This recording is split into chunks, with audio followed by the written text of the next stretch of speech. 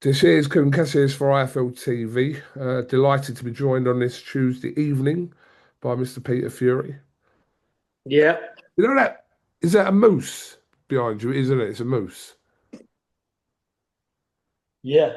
Has he It's a got a big name? one. I don't know. It's just a big moose, isn't it? I don't know. That's what you call them. It's a big. Moose. No, but I I, didn't know whether you I would call it a big stag or something. It's Hughie's. stag. Right, okay. I didn't know. What is it, Hughie? Is it a stag? It's a big stag. All right, but has he got an actual name like Clive or Graham or anything like that? It's actually called KUGAN, I think. Is it? It is now. KUGAN the stag. And you'd be sick if you was called after that fucking stuffed on the wall. Well, one day we're all going to be on the wall like that anyway. Don't matter. Yeah, tell me about it. Right, yeah. Obviously, we spoke earlier about Kraus. Had a great win on the weekend, Peter. He did. Listen, he's a machine. Honestly, I'm so excited about him and what his dad's doing with him. His dad's doing a tremendous job training him. Father and son, he's very good. I mean, he's on another level. This kid, he's serious talent. We just saw today, obviously, across all social media, that he's now been signed to GBM. So that's good for him long term. Obviously, the exposure on the zone, etc. Yeah, that's quite good for Kraus. It's good for it's good for Gratus Kraus. It's good for GBM because he's a terrific signing. And the thing is, he's going all the way. This kid, and he's going to go there at a pace. So he attracts good crowds of people. He's a promoter's dream. This lad. He does everything. Just naturally as well. It's not a put on with him. This kid can seriously fight, and his little girl is I can't believe at just 3 years of age the confidence she's got to sing in front of 1,000 plus people there, and sing for 3 or 4 minutes. Just mind blowing, really. But listen, they're a lovely family. I've known Albert, his dad, for many years. He's had, I think, between 4 to 5 professional fights with me when he was younger, even when Gratus was a little kid. And I've watched the lad grow up with his dad, so it's nice to see him doing so well. I'm very pleased for the family, and he's a lovely young man, Gratus Kraus, as well. You don't obviously the fighters that you've trained currently and in the past. I've never really heard you talk so passionately. I'm not talking about now. I'm talking obviously our conversation earlier Yeah, about exactly how excited you are for this young man. I am because one, the family's very close to me. Um, what can I tell you? I've seen this lad as a boy, and I've had him on the pads since he was a child. There's pictures. They've got pictures going back when he's a little kid and he's on the pads with me. Yeah. And when he was 18, he wanted to go professional, and I said to his dad, I said, keep him in the amateurs. He done that. So his dad's listened as well, and so has young Gratus. But they've gone the long road, but it's paying dividends because now he's 23. He's fought the best in the world in the amateurs, and and he's serious talent. He is. So can't. I'm very happy, and hopefully, be nice. I think he's had 6 fights now. He's fighting on Hughie's card on the 28th. He's on that bill in the next 2 weeks, and then that'll be 7. And we're going to try and get him to 10 fights by the end of the year. That's the plan in his first year. Right. Well, that kind of comes on to my next question. Obviously, you said to me earlier on, like you want me to obviously meet him. We spoke on a Zoom interview, but obviously I'll be in Hull next week, which is going to be my next question because obviously Hughie's on that bill. So Yeah. oh, he's already out from like literally from 2 weeks from that date next week in Hull. He's out again already. Honestly, the mindset of this young fella and and his dad, it's like honestly, when somebody's like going to the ring and having a cup of tea, he's more interested in getting the ring walk right with his daughter than what is the opponent. Do you know what I mean? Listen, he's a phenomenal talent, right mindset. He's got everything going for him. Mm. So yeah, brings me on to next week's show in Hull. Obviously, a venue change for that. It was meant to be in Galway. That show in Galway didn't materialise. It is now in Hull. Hughie is on the bill. Peter, the last kind of couple of Hughie's fights, I kind of repeat myself by asking the same question about when is that big fight coming? Um, is there any more you can tell me about potentially what could be next for Hughie? Obviously, we know he'll be focused on getting the job done on the 28th, but any more nearer to what could be happening? No, I think Izzy's starting to work on it. He's going to get this show out the way he said, and they're going to work on getting him a good fight, and that's as much as I know. But for me, it's about keeping you active, keeping him in there, and the good fights will come. But also, the good fights will come off his performances. So if he performs well, then he's back there, isn't he? So he's let's get this opponent out of the way, and hopefully something's going to happen in September for him. Is he frustrated at all, Hughie, about, or is he willing to kind of just wait for the opportunity? The main thing for you is to keep active. It will happen. There's not enough heavyweights as it is. So, opportunities will come his way and he'll get them. Absolutely. Um, Savannah Marshall, what can you tell me about her? She's obviously fighting in America very soon. Yeah, she's fighting Shadisha Green on the 11th of July at MSG in New York under MVP Promotions. She signed with them. She's very happy with them. She said she's over the moon. They've been very good with her. They paid her. They paid her well. They paid her, everything, even down to training expenses. So they're really looking after the women fighters. So you can only speak as you see. So it's all good. They're People, doing very well there, and Savannah's very happy. And Mick Hennessy is obviously Savannah's manager, and he's very happy with the whole outfit, the team, everything. So it's good. people can have their opinion about Jake Paul, but what he's done for women's boxing is unrivaled. It is. He's done so much, and that card itself. I mean, you've got a who's who of women fighters on that card. He's done a lot, Peter. Listen, anybody with his bank balance and the way he's got his money and the way he's promoted himself, everybody needs respect to be able to do that. Take the boxing purisms out the window, but the thing is, he's very clever in what he's done. He's a clever young man, isn't he? So he needs maximum credit. Absolutely. Um, Let me ask you about kind of a couple of things that have been announced over the last couple of weeks. Yeah. Coming up, what do you make of Moses-Itauma fighting Dillian Whyte?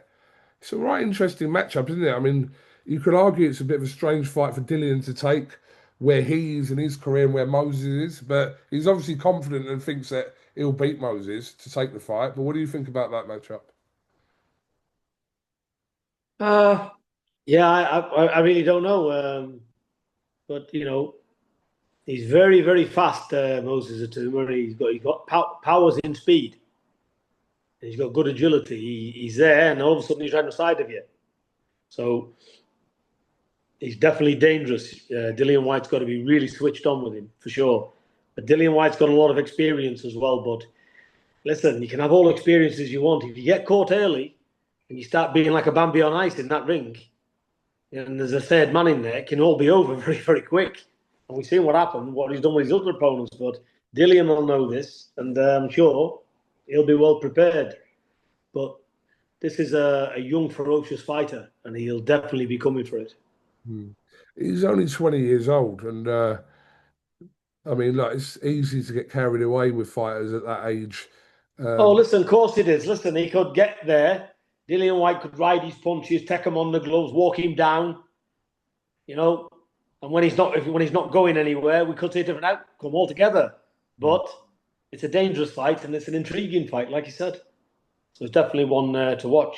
But Dillian, really, on paper, he should come through that because of the experience he's got. But listen, it's all about getting it right and the speed you hit and what comes after it. So it's an interesting fight, definitely. yeah, And a dangerous fight for both men as well. yeah, absolutely.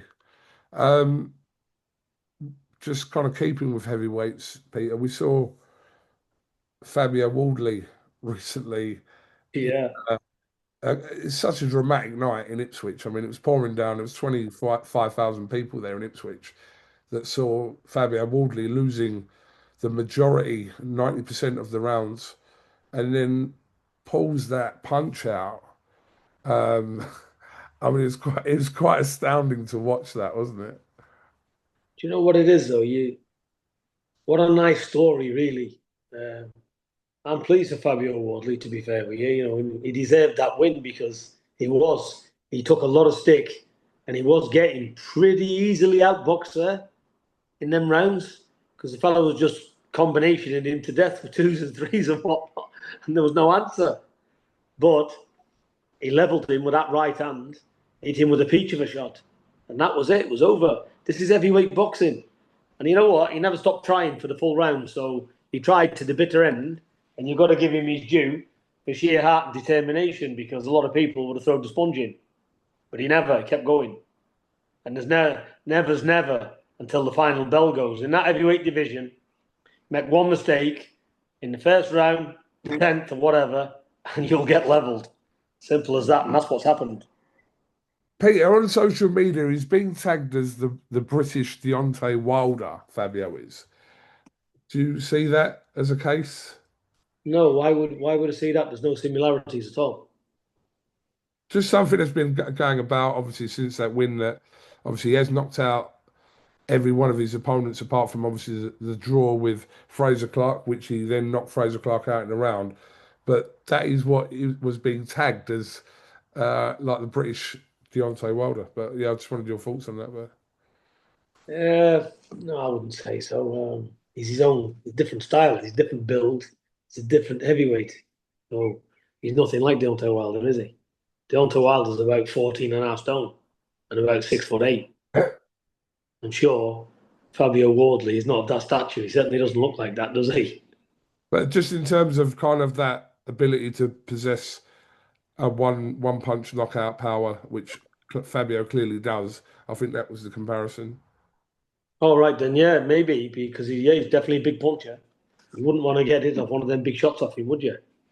So, listen, I wish the fellow all the best. He's a good fighter. Yeah. Excuse me. Peter, I know you wouldn't have kind of seen this, but something that's kind of gone on the internet over the last 24 hours. Carl Froch has come out with some comments about Joshua, saying that Joshua should pack it in and call it a day. He's also said that if Joshua was to fight Fabio Wardley, that Fabio would probably knock him out. So I just wanted your thoughts on both of them. What do you think about Froch's comments that Joshua should call it a day now and just hang his gloves up? Well, you know, Carl's got his view, hasn't he? And one aspect I can see it, and he's got his view because he's lost now quite a few times, hasn't he? Well, I'll say quite a few times, but you know, you know, look, you're as good as your next fight, aren't you? So, can he come back? Yes, he can. It's all about the right fights and who's tailor made for who, really. So, I think he's not going to retire, and he will be back, and he will be fighting. Listen, Joshua's always going to be dangerous because he's got a bit. He can hit. So that's where we are. And to be fair, he done something very, very silly against Dubois, didn't he?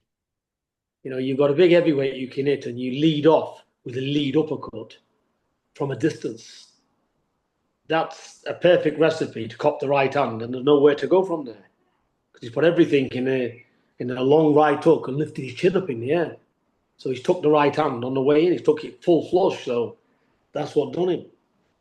If he'd have been more sensible, that fight was tipping his way, to be fair, until he got clipped because he took the onslaught. So he just walked in. It was a disastrous moment for him. Whether you call it lost concentration, whatever happened there, it happened to him. So it is what it is, heavyweight boxing. You know, I was looking at, is it Emil Griffith, the all-time light heavyweight? It might be his name. Anyway, he had 298 fights, professional fights, and he'd lost 20 odd, I think. I don't know absolutely 100% on the name, but anyway, I'm looking at the all-time fight shirt. And obviously stopped, got up again, stopped. Is it any big deal about having a loss? Do you know what I mean? Just get in there. If he's young enough and he's a big fit man and he wants it, get in there, isn't it? and have a fight, win, lose, or draw. Can't win everything, can you? People hang their head out on a loss and think, oh, this is it. I'm done. Listen, when you're fighting good men and you're in the heavyweight division, you can lose. Make one mistake and they'll put your lights out. So that's it. He's made mistakes, hasn't he? So can he rectify? Can he get better? We'll see. I can see what Carl Froch is saying. That's his opinion. And he may be right, but he may not be right. So who knows? One way to find out is when he fights again. We'll see. You was quite adamant. I remember speaking to you a few months ago, and there was talk of the rematch happening with Dubois, and you were quite adamant that at that point, yeah, get back in with him. You know, he was beaten quite conclusively in that first fight. Yeah. Jump back in. That was your attitude back then, that Joshua should have jumped in with Dubois to kind of try and rectify that first loss to Daniel Dubois. Yeah, I totally agree with him. I stand on it today.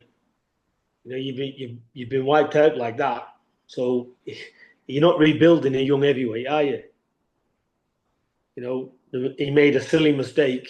He should have got back in there, but maybe he never had the opportunity to get back in there. I don't know the politics of it. Yeah. Do you know what I mean? Maybe they've gone swerved that with him and gone the Usyk route because there's more money on the table or whatever. So, you know, we don't know.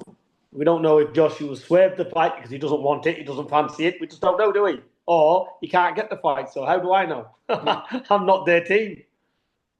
But it would have been nice for him to get the rematch with him for sure. But something you do know about is boxing politics, obviously, Peter.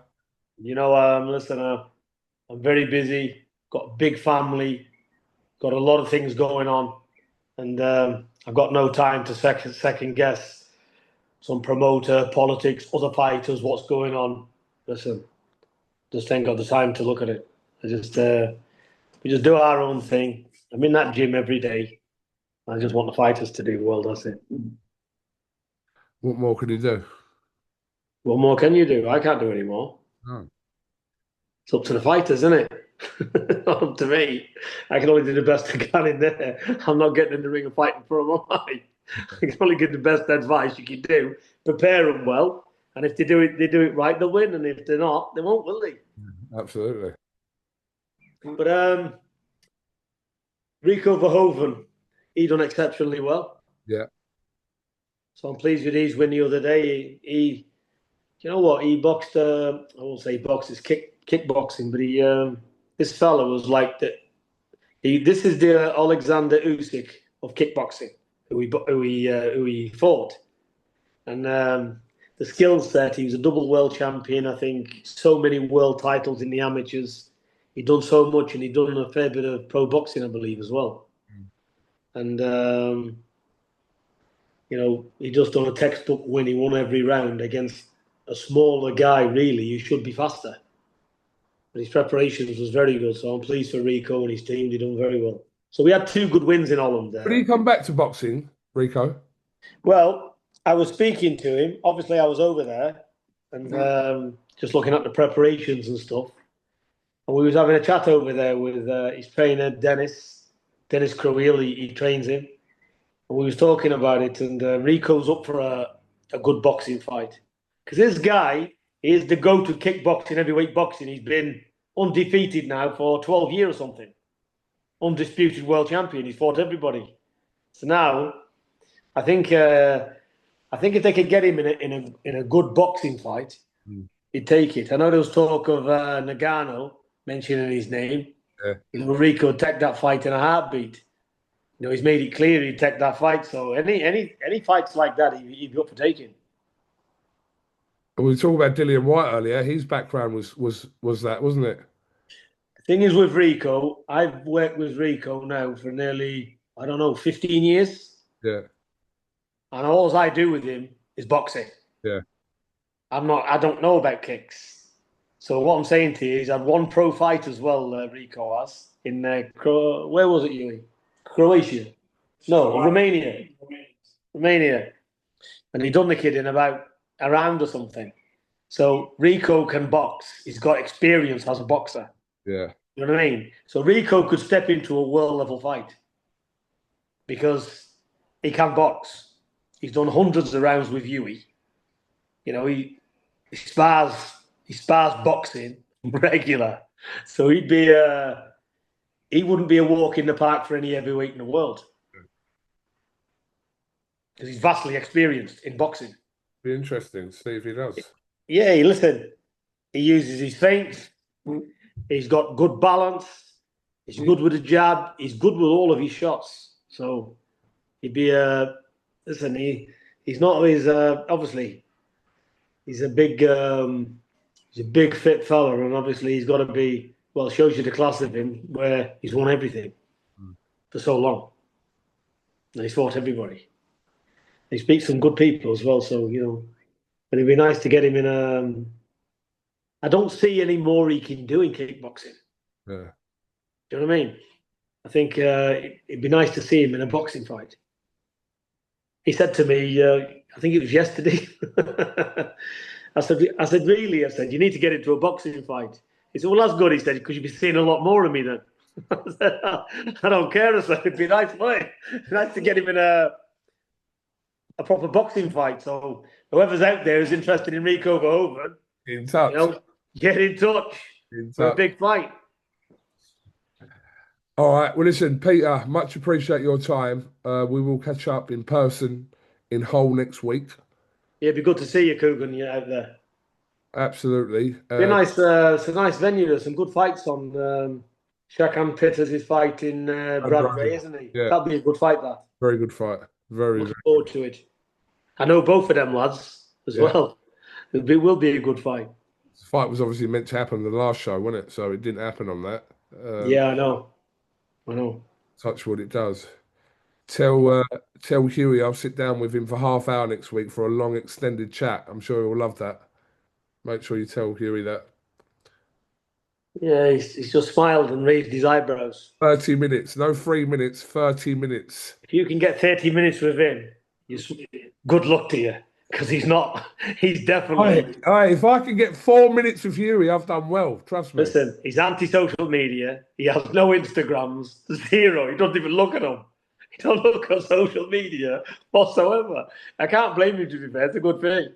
I don't blame him either, to be fair. So, but yeah, I'll try and get 4 or 5 minutes from him next week. I think you will. I think you will, Kugan, for sure. You're going to hear me 4 or 5 minutes, not 30. Yeah. Peter, thank you very much for your time. And like I said, we'll definitely catch up in Hull next week. And we'll see what's happening there. That'll do. I'll see you next week. Thank you very much.